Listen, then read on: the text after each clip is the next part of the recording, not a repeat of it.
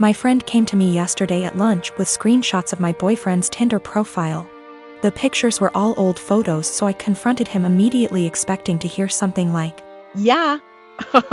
"I forgot to delete that." Which is cool.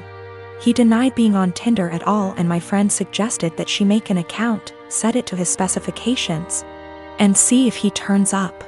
And there's his profile. So, this means that my boyfriend has been active on Tinder within the past 2 weeks. I confronted him with this, and he changed his story. Now he's saying that his friend has been using his account. He shows me his phone and says, "Look, I have nothing to hide." And of course the app is deleted. So I take his phone, download Tinder, log in with his Facebook, and see that he has been active, albeit infrequently. There was one girl that he tried to meet up with back in May when I was out of town. The girl gave him her phone number, and even though he deleted whatever messages they exchanged, I still saw that he had her saved in his contacts. So that's about everything that I know. He either cheated on me or planned on cheating on me while I went out of town, and I'm sure this isn't the only time it's happened. This relationship is pretty much over. He is swearing up and down that it's not true. He doesn't use Tinder and he doesn't know this girl. I'm going crazy with how much he's outright lying. He seems so sincere, but I know what I saw. I can't listen to him deny this one more time. This blew up while I was away. I'm sorry I won't be able to respond to every comment. So I did some stuff that was kind of petty and stupid today. I made a fake Tinder account, matched with my boyfriend. And he starts messaging me and immediately asks me to meet him for a drink. We agree to meet by a fountain in the center of my town, and I pack up all of his stuff in a tote bag, put on a great outfit, and went to the fountain. I stood kind of out of the way of the fountain in the shadows where I could watch the street that I knew he'd be arriving from. I was devastated, but I figured this way I could catch him without a doubt and end things quickly. All the time, he's messaging this girl on Tinder. But he didn't show up. 2 of his roommates did. We didn't speak, I don't know them well, but they watched me for a while. Figured out what was going on after a few more Tinder messages, and left quickly. So I wait a few minutes and I call my boyfriend and ask him where he's at. He says he's just gotten off of work and he's going to meet his roommate for a drink. I confront him with the fake Tinder profile, and he's dumbstruck and furious with his roommate, who he swears up and down is behind all of this. I'm at home now, just emotionally exhausted and confused. Whatever is going on with his roommates is super sketchy and creepy. Up until this point my boyfriend and I had a great relationship. Really, no red flags anywhere. If I had already been suspicious that he was cheating, this would be a much easier break for me. The most recent message on his Tinder account, when I checked it yesterday, was sent to a girl he had matched with before we met. It said, "Would you want to meet up with my friend?" My boyfriend is the kind of person whose iPhone passcode is 0000. I wouldn't be surprised if his roommates did know all of his passwords. So, his Tinder account is still matched with my fake profile. To me, that indicates that he probably isn't the person operating the Tinder profile. If it were him, wouldn't he have blocked the fake profile immediately? A lot of people have said that he probably sent his roommates to check things out for him. I can't write that off entirely, but my gut says that it isn't true. I just don't think it's very likely. When it comes to his roommates, I'm very concerned that they have been using his profile to trick women into meeting with them. The fact that his profile hasn't been deleted makes me worry that my boyfriend is in on this. So that's about where I'm at right now. I'm worried that all of them are working together to, at best, scam women, at worst, assault them, and my boyfriend is at least passively involved. Either way, I feel some responsibility to do a little more digging. Let me start off by saying my son, Adam, is 22 years old. Back when my ex-wife, Tori, and I were trying for kids, we found out that I was infertile. We decided we'd adopt, then about 4 months later my ex-wife is pregnant. I was thrilled because I thought maybe the doctor made a mistake. No, I was wrong. My ex-wife cheated on me and I didn't find out until 20 years later. Tori told me 2 years ago that she cheated on me. And we did a paternity test to make sure, and well, he's not my biological son. My ex and I divorced a few weeks later. Ever since my son found out the truth, he wanted to meet his biological father.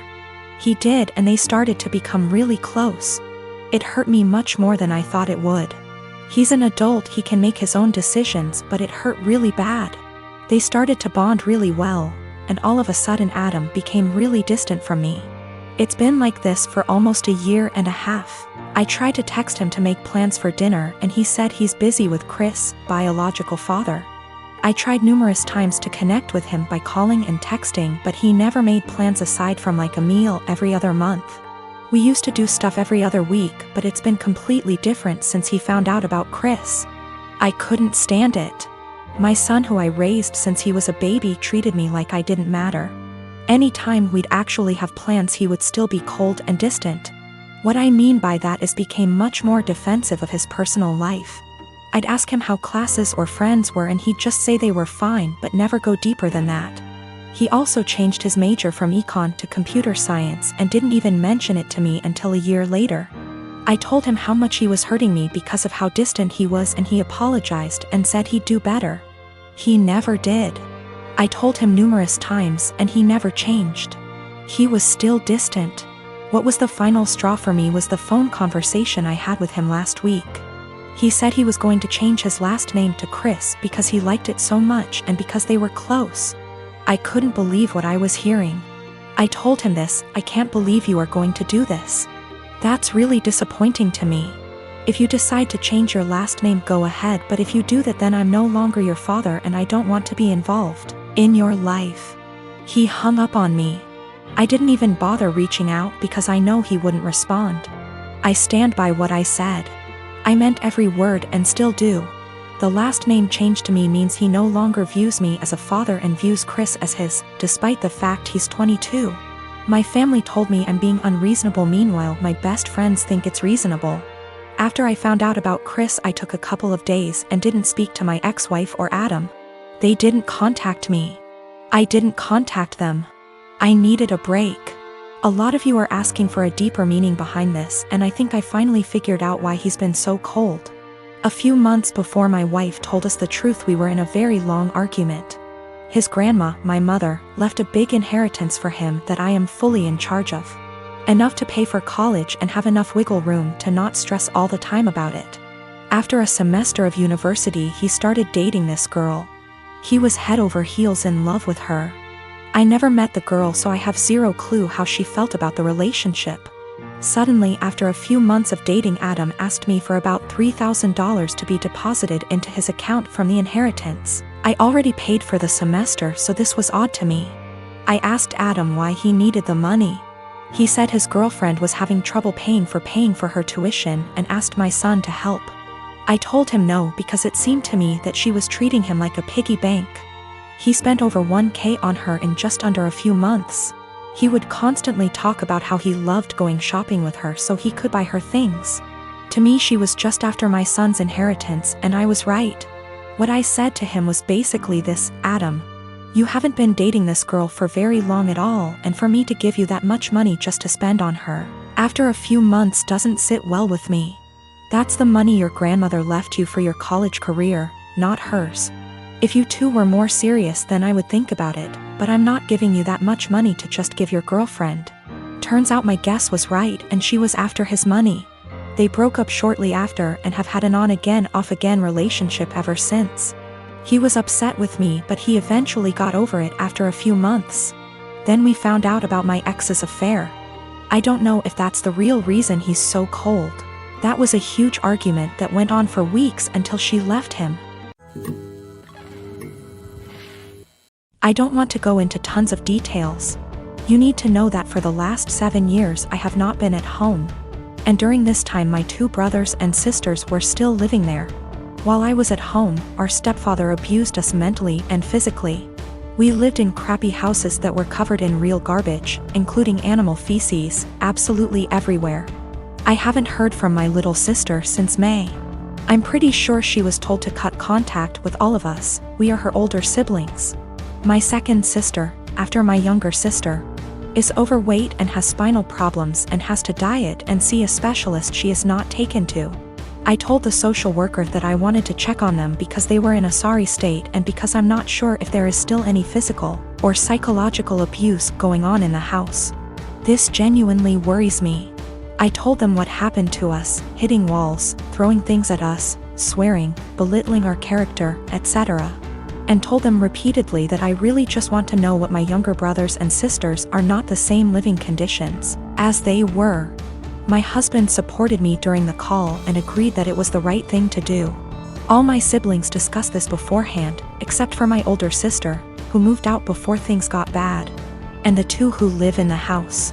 We all agreed that this would at least let them know they were being watched and we weren't just disappointed in them, and maybe my mother and SD would keep the house clean nose, etc.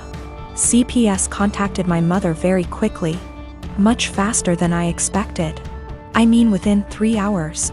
After that, my older sister, who lives far away and hasn't contacted me for months, calls and she gets mad at me because she knows I called. I didn't deny anything and just said, if they have nothing to hide, then they have nothing to worry about. It will all be over pretty quickly, to which she replied, what if it doesn't? If they are taken away? I said, I hope it doesn't come to that, and if it does, it's not on me. I didn't harm them. I didn't leave animal excrement around the house. I asked, would you let your children live the way we lived? She didn't answer. I asked again and she said, no. I'd keep a decent house, but it's not your job to tell someone else how to parent. I said, okay. So, if that's all, why did you call? I think we're done. She told me that we all need to get over what happened to us and move on. She left long before the violence started and she wasn't around, regardless of my personal experience. I can't help but feel like I did something wrong. I have limited contact with my mother because of her husband, and she denies that any of us have ever been abused. My sister asked, why don't you just come in and see the conditions? I told her, I can't be around my stepfather. I refuse to expose myself to this negativity again. Even though my husband and siblings agree that it was the right thing to do, I still can't help feeling wrong because of it. Like it wasn't my place. But if it wasn't my place, then whose was it? I really would like a third-party opinion on what I did. Am I wrong in reporting my family? Honestly, should I have just kept my mouth shut? I don't mind if I don't have any contact with my mom or older sister. They don't even know that I'm almost 4 months pregnant because we don't talk very much. So the possibility that I'll never have a real relationship doesn't bother me. What worries me is that I don't know if I was right. I called my mother's CPS based on previous experiences of psychological and physical abuse by our stepfather. I have not heard anything from my younger brothers and sisters for a long time, because communication was interrupted. We lived in appalling conditions. There were animal feces, rubbish and mess everywhere. We were beaten, things were thrown at us, etc. I told the police that I was not sure if something was going on for sure because, again, no contact. But I wanted them to check on my siblings. Was I completely out of sorts? I have been with my wife for 10 years now, and she always has had this habit of making me look bad with our finances. Whenever anything regarding spending money comes up, she will always say how broke we are and she doesn't have the money to do this or buy that. The thing is, we are doing well financially. We have decent jobs and combine our salary is roughly $125K year. As of today, our net worth is more than $1 million but less than 2. I had saved invested a lot before getting married, so I gave us a good head start. I control the finances take the lead, but we both agreed to living a very modest life. We both have our cars from college, for example, Honda and Toyota. She knows everything about our finances because at least once a month I go over it with her every time I deposit money in our investment accounts or our kids' college funds. For banking, we have an emergency fund and I budget everything else to go straight into investments. We basically stay right at $10,000 in our bank savings account and $500 in our checking account after bills. Most of the time there is more than $500 in our checkings, but once I pay our CC each month, I then move anything extra. We always use the CC, so it's not like we only have $500 to spend. Our CC limit is $25,000. A few months ago we had dinner with her friends and they talked buying a new car.